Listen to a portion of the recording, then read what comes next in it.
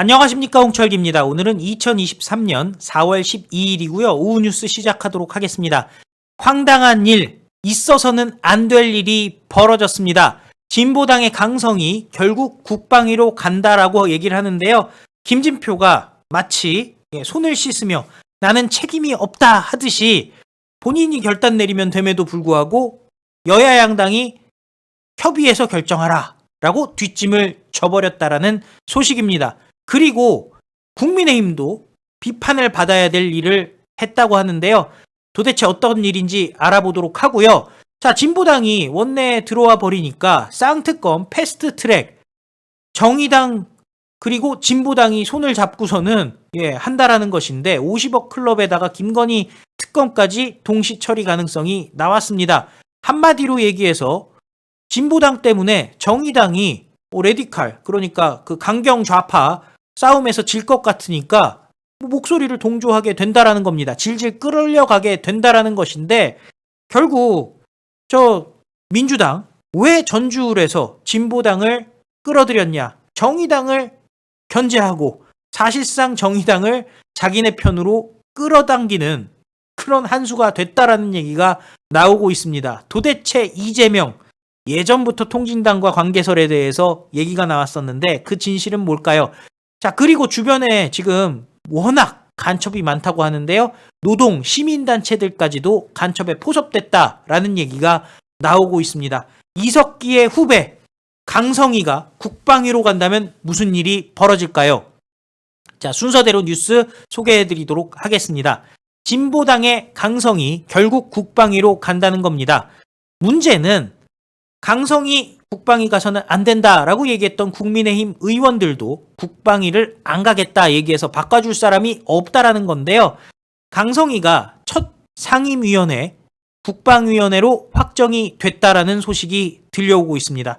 문제를 제기했던 국민의힘 의원들 가운데 그럼 내가 대신 국방위로 옮기고 싶다라는 의사를 표한 의원이 없었던 것이 1차적 원인이라는데요. 국민의힘이 원내대표 선거를 치르는 등 일정이 바빴던 것 역시 강성희의 상임위 결정에 영향을 미쳤다는데 한 명만 나오면 되는 것 아니겠습니까? 내가 그럼 국방위 가겠습니다 하면 되는 것인데 아무도 안 나왔다는 겁니다.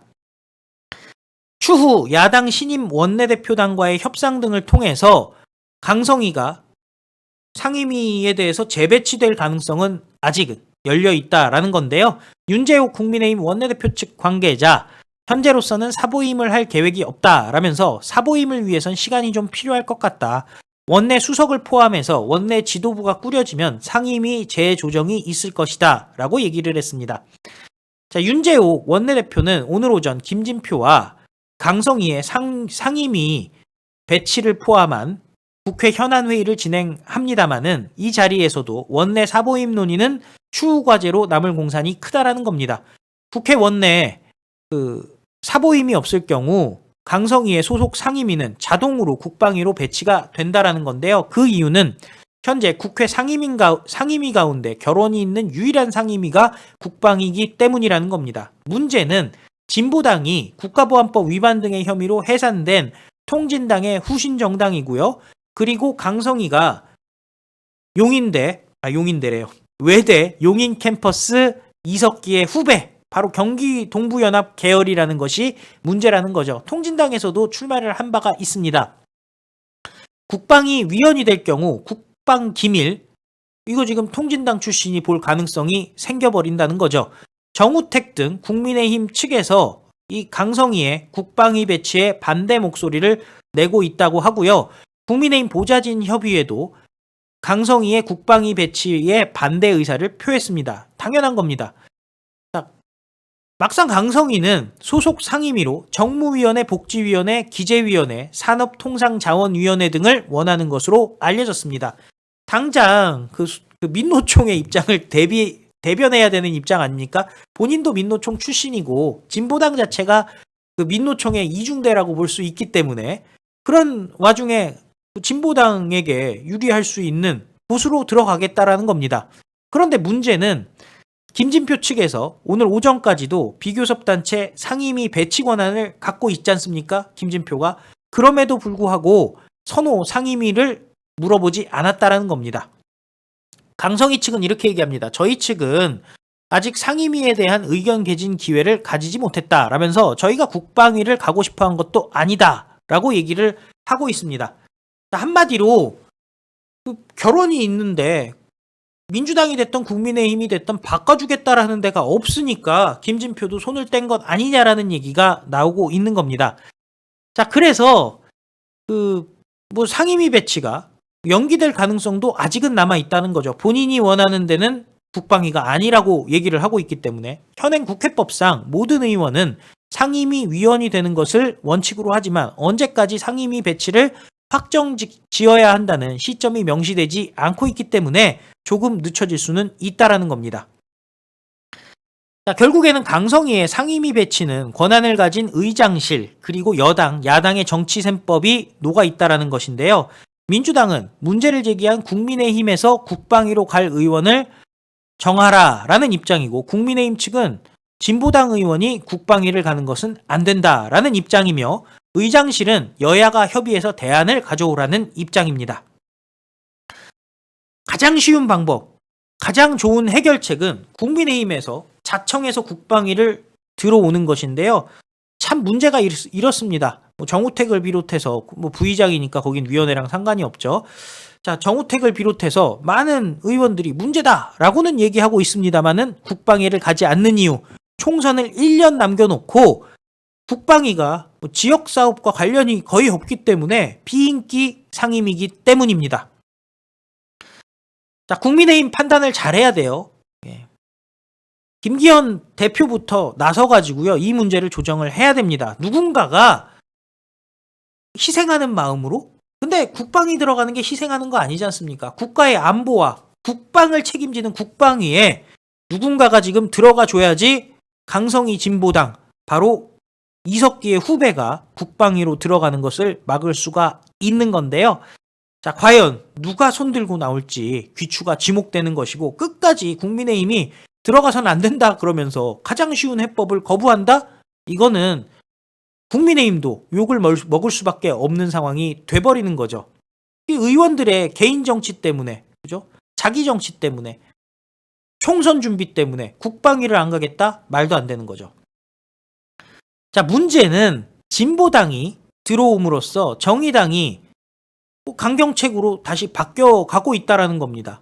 한마디로 어떻게 보면은 이재명을 견제하는 역할을 해줬던 정의당이, 진보당이 이재명의 이중대로서 원내 진입을 하게 되니까 갑자기 입장이 바뀌었다는 거죠. 50억 클럽 국민 요구다. 패스트 트랙을 통해서라도 부응해야 된다라고 이정미가 입장을 바꾸면서 김건희 특검도 동시 처리 가능성이 올라왔고요. 진보당에서는 쌍특검이 당론이다 해서 민주당의 이중대를 자처하고 있습니다. 왜 민주당의 이중대를 자처할까요? 유동규가 얘기했던 대로 이재명과 통진당의 관계 심상치 않기 때문 아닐까요? 그리고 이번에 임정엽 등의 후보와 선을 그으면서 강성희를 원내에 집어넣어 준 것, 무언가 이상하다라는 겁니다. 이정미 정의당 대표가 50억 클럽 특검법에 대해서 상임위 자체에서 처리하지 않는다고 하면 국회 본회의로 가져와서 패스트 트랙을 해야 된다라고 입장을 바꿨습니다. 그리고 김건희 특검법도 일괄적으로 패스트 트랙으로 지정할 수 있다라는 의미의 표현까지 했습니다. 자, 50억 클럽 특검을 국민의힘이 합의해서 법사위까지 갔는데도 이런 상황이면 김건희 특검은 애초에 고려조차 하지 않을 것이라고 판단한 것이다 라면서 50억 클럽과 함께 이 문제를 처리할 수밖에 없지 않는가, 이렇게 보고 있다라고 얘기를 한 겁니다. 도대체 국민의힘은 왜 50억 클럽 특검을 합의해 준 겁니까? 자, 황당한 일이 벌어졌죠. 박홍근이는 정의당이 발의한 특검 법안조차 온갖 목리로 일관한 여당이 법사위원장을 내세워서 전체 회의에서 고의로 심사를 막아서 무산시키려 할 게 불보듯 뻔하다. 그래서 정의당도 이제는 쌍특검을 패스트 트랙으로 결단하라라는 주장을 하고 있는 겁니다. 결국 정의당이 입장을 바꾸게 된 것은 진보당이 원내 입성한 것이 문제라고 하는데요. 선명성 논쟁에서 또 결국에는 진보당에게 정의당이 밀리는 기운이 벌어지고 진보당이 다음번 총선에서 소위 말하는 좌파 정당의 대표성을 자기네가 갖고 가겠다라고 얘기하자 지금 정의당이 화들짝 놀란 것 같습니다. 자, 결국에는 가재는 개편이고 초록은 동색이다라고 얘기하는 게 드러나는 상황인데요. 자, 이 문제를 해결하기 위해서라도 하나하나 그 진보당으로 인한 문제점들을 해결하기 위해서라도 국민의힘 누군가의 희생이 필요한 상황인 것 같습니다. 그리고 결국엔 다 드러눕고 끝장을 봐야 되는 거죠. 그러니까 가만 보고 있으면은 결국에는 쟤들이 원하는 대로 계속 법안 통과 진행되지 않겠습니까? 지금 간첩 문제 굉장히 심각합니다. 간첩들이 노동, 시민단체까지 은밀하게 침투했다라고 하는데요. 제주, 민노총, 창원뿐만 아니라 지금 숨어 있는 간첩들 마구 올라오고 있다는 겁니다. 다행인 것은 윤석열 대통령이 돼서 간첩들을 잡았기 때문에 알려지게 된 겁니다만은 이미 퍼져 있는 간첩들이 너무 많다라는 거죠. 이 지하 조직들이 문재인 정부 시절 급속히 세를 불린 것으로 나타나고 있다는데요. 특히 2016년부터 2017년 한마디로 문재인 정부의 출범 전후 그리고 탄핵 전후로 해서 사회 혼란기에 간첩단들이 결성돼서 급속히 세를 키웠다라는 거죠. 그리고 방첩당국은 문재인 정권 하에서 관련 사실을 인지하고도 압수수색 등 본격적인 수사를 진행하지 못했다라는 겁니다. 문재인 정부 기간 국가정보원은 물론 군, 검찰, 경찰의 대북 첩보 수집과 수사 기능이 크게 약화된 결과 간첩 적발 건수는 2011년부터 2016년까지 26건이었는데 2017년부터 2020년에는 3건에 불과했다라는 겁니다. 그리고 무엇보다 중요한 것은 조선노동당 공작원들이 해외에서 경쟁적으로 노동계, 시민단체, 정당들의 인사들에 대한 포섭 활동을 벌인 점이 두드러지고 있다라는 겁니다. 그리고 지령문을 보내거나 간첩단을 포섭 조직한 주체가 정찰 총국이 아니라 대남공작 조직인 문화교류국인 것으로 드러났기 때문에 지금 각 조직 간에 경쟁이 붙었던 게 아니냐라는 얘기가 나오고 있죠. 거기다가 국가보위성까지 나서서 노동단체, 정당, 시민단체 인사들을 포섭 대상으로 삼았다라는 게 문제인데요. 결국에는 저자들이 진보당의 원내 입성을 지령을 내렸었다라는 거 여러분들 기억하시죠? 간첩 세력들이 국회로 들어가는 것을 밀겠다 했던 거 여러분들 기억하실 겁니다. 그 지령이 실제로 이루어진 거나 다름이 없는 상황이 돼버렸죠. 지령이 이루어졌죠, 결과적으로. 전주에서 강성희가 들어오면서. 그리고 강성희가 국방위까지 들어가는 일이 벌어지게 된 겁니다. 자, 해법은 무엇일까요? 가장 쉬운 해법이 있습니다. 일단은 국민의힘에서 누군가가 손들고 나서서 제가 국방위로 가겠습니다 라고 얘기하는 건데요. 총선을 앞두고 희생이라면 희생이고 근데 국회의원 특권 생각해보세요. 국회의원 현역 의원 하고 있다라는 게 어딥니까? 정신들 차리고 손들고 빨리 강성희와 자리를 바꿀 사람 나오시기 바랍니다. 안 그러면은 국민들이 가만히 있지 않을 거란 생각이 드는데요. 무엇보다 김진표 정신 차리시기 바랍니다. 본인도 문제점 알고 있을 거 아니에요. 나는 책임이 없다? 웃기는 소리 하지 마시기 바랍니다. 그동안 책임 못 질 일들을 추진해왔던 김진표 350명 국회의원을 늘리겠다부터 시작해서 민주당의 폭거들 그냥 눈만 껌뻑하면서 지켜보고 있었던 오히려 적극적으로 의사봉을 꽝꽝꽝 흔들었던 김진표 가만히 둬서 되겠습니까? 자, 시청해주셔서 감사드리고 또 필요한 뉴스 여러분들께 다시 찾아뵙도록 하겠습니다. 자, 간첩 세력 싹 다 잡아넣는 그날까지 그리고 민주당 그리고 정의당 진보당에 암약하고 있는 세력들 싹 뿌리 뽑고 저자들 다 감옥에 넣는 그날까지 그리고 국민의힘이 정신 차리는 그날까지 국회의장 김진표 끝장을 보는 그날까지 우리 하나 돼서 직진했으면 좋겠습니다. 다 같이 외치겠습니다. 우리는 승리합니다. 감사합니다. 안녕히 계십시오.